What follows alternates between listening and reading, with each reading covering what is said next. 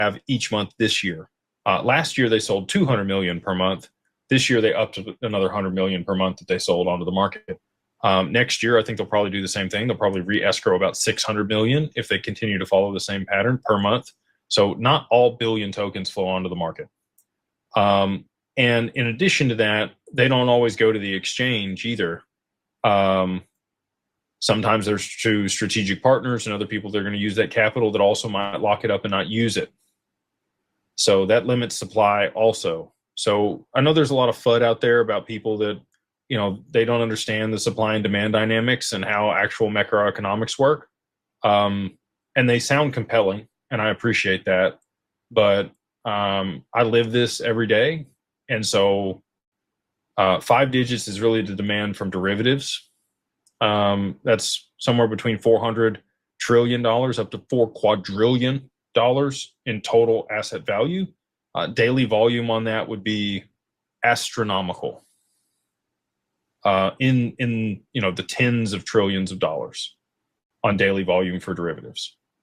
So if you can imagine that alongside all of the other applications that XRP is going to be settling, the demand for it's going to continue to grow. And after price appreciation, a lot of banks are going to be holding it to pay gas fees.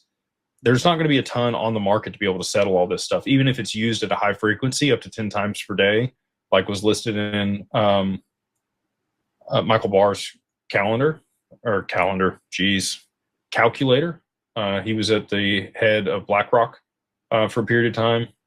He showed in his calculator, how it was supposed to get $10,000 per XRP.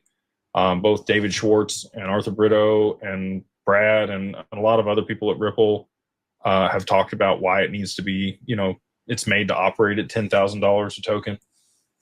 So again, you don't have to listen to me on it. There's a lot of other people that I deem and respect that I think are smarter than me that are telling you the same thing.